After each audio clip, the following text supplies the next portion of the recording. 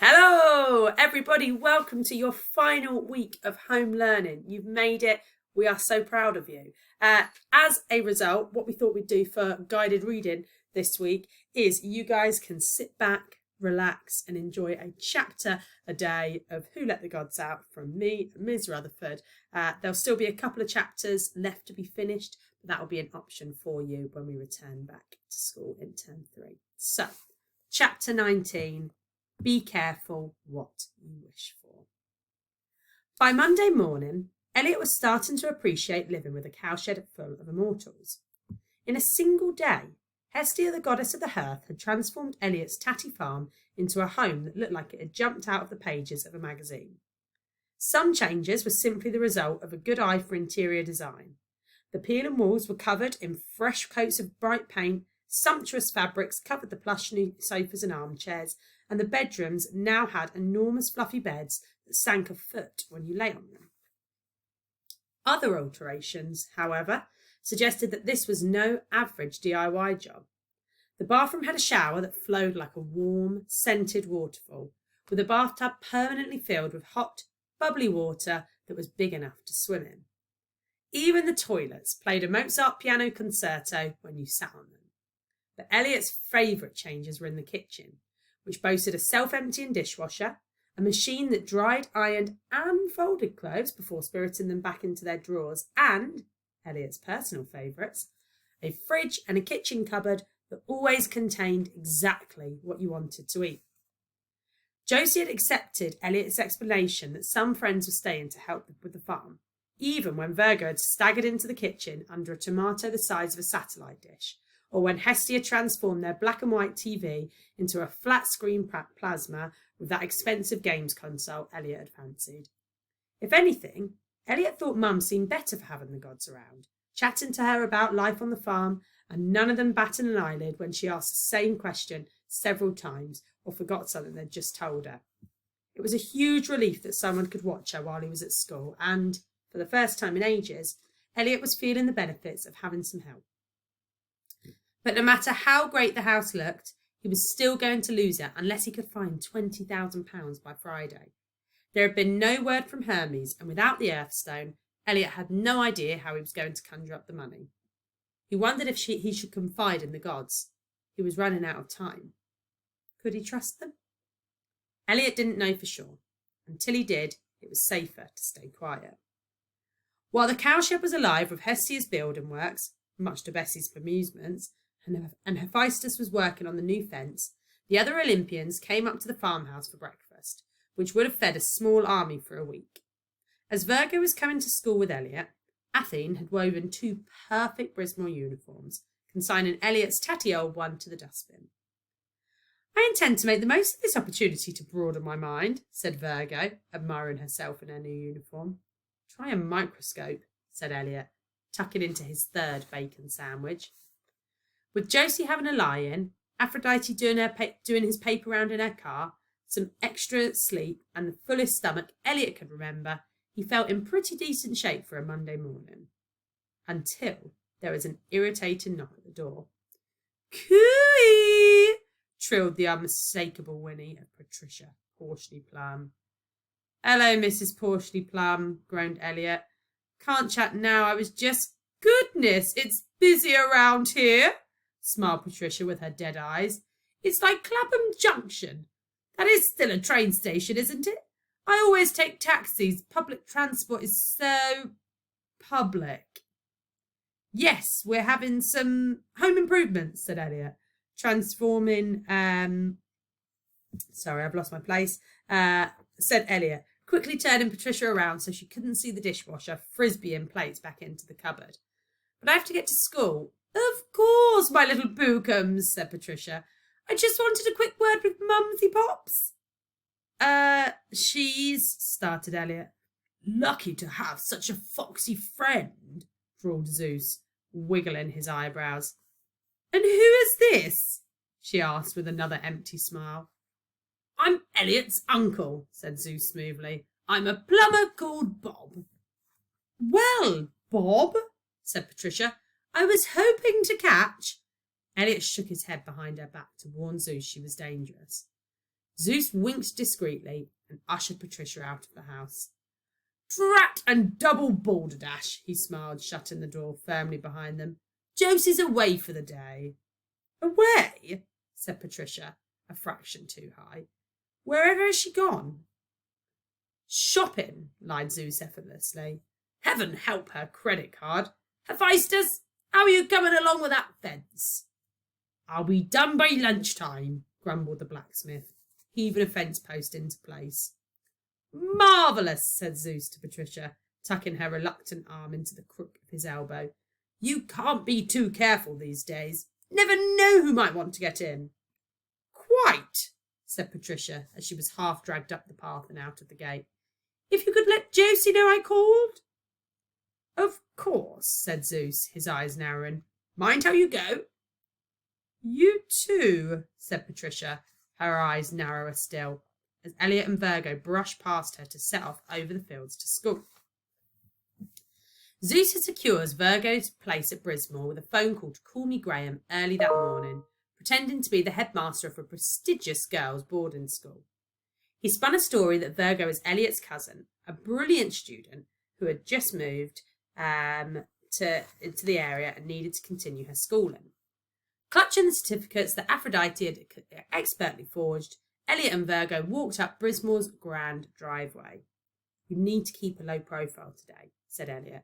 I can't have any trouble. I thought you'd be more concerned about this test, said Virgo.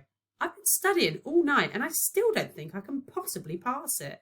Mortal history is weird.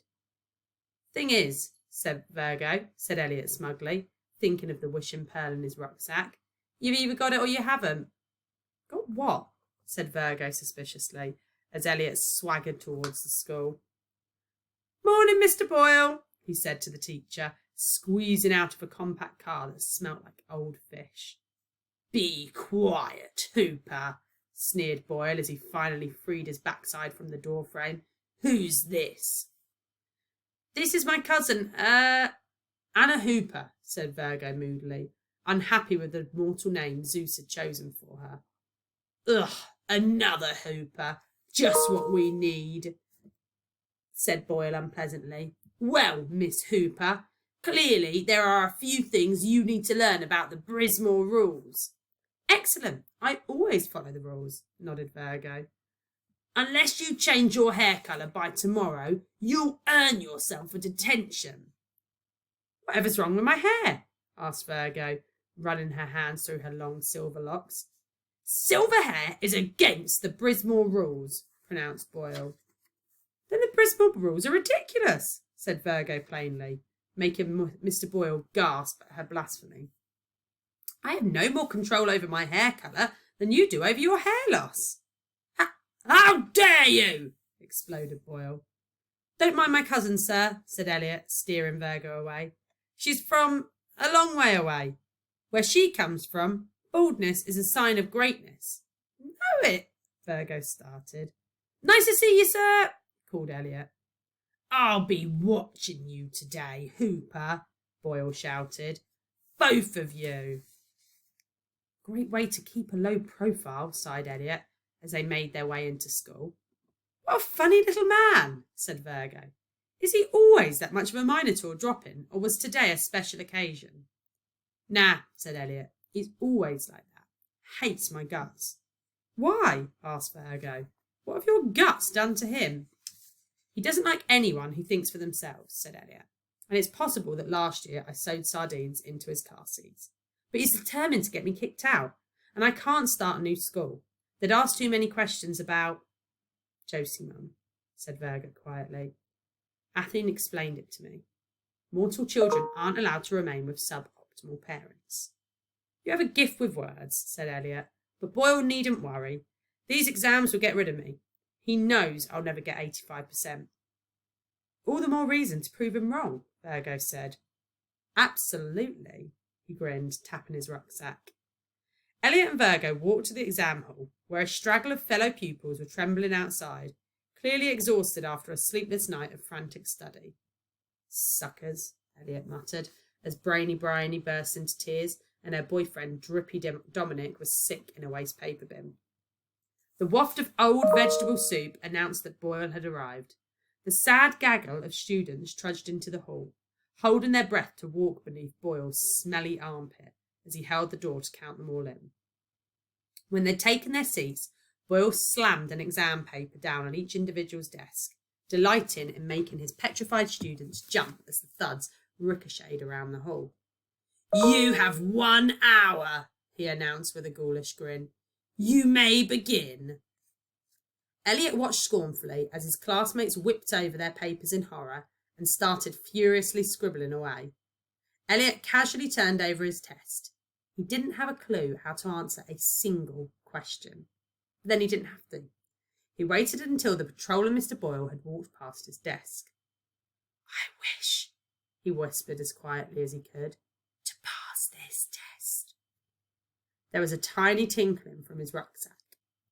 Elliot sat completely motionless, his eyes closed, waiting for his mind to fill with inspired historical knowledge. But nothing happened. He cautiously opened one eye to see if the test paper had simply written itself. It was completely blank. He didn't understand. Surely Aphrodite wouldn't have given him something that didn't work.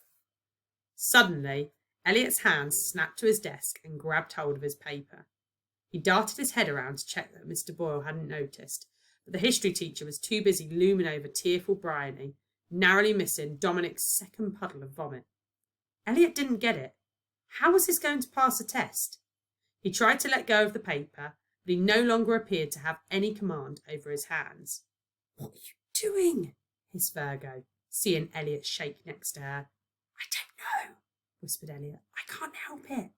"Silence!" roared Boyle from the back of the hall, making everyone jump in their seats. Elliot tried desperately to release the paper, but now his hands seemed determined to raise it off the desk. "No, no, no," whispered Elliot as his arms lifted off the table and veered sharply to the right, bringing Elliot to his feet and pulling him over to Virgo's desk. "What the blazes are you doing, Hooper? Sit down!" shouted Boyle as he charged towards Elliot. But Elliot was utterly powerless. His hands plonked his test paper heavily in front of Virgo. "Ow!" she yelped. "What's the matter with you?" "Silence!" said Boyle, arriving at her desk in a fury. "Hooper, you have precisely 2 seconds to return to your seat before I give you an automatic fail." "Sorry, sir," said Elliot, relieved to be free of the paper and turning back to his own desk. But his hands suddenly sprang to life again, grabbing Virgo's test and jerking towards the table in front of her. This time, they forced him to deposit Virgo's paper on Bryony's desk, who duly burst into tears again. The other students watched in bemusement as Elliot worked his way round the hall, picking up test papers and passing them on to the next person with increasing speed. "Everyone get back to work!" puffed a puce Boyle as he chased Elliot. "Hooper, I'll have your hide for this!" But Elliot was completely out of control, frantically running from one desk to the next, passing exam papers around the room as Aphrodite's pearl granted his wish to the letter. "Help me!" he panted at Virgo as he completed his third circuit. "Make it stop!" Virgo ran over to restrain him, but she was powerless against the Olympian's wishing pearl. Elliot darted from her grip and carried on passing the test from person to person, with a panting Boyle shouting threats a metre behind him. "This exam is over!" Boyle eventually roared amidst the chaos. At his words, Elliot's hands immediately dropped the paper he was holding and returned limply to his side, allowing the exhausted boy to crumple to the floor. "You've all failed!" Boyle spat to a chorus of groans as every last one of Elliot's classmates shot him filthy looks. "Hoopers, you're both coming with me!" "But I haven't," started Virgo. "Silence!" screamed Boyle, dragging Elliot up by the back of his blazer and frog marching him and Virgo straight to the headmaster's office. That's the end of chapter 19. Join us tomorrow for chapter 20. Bye, guys.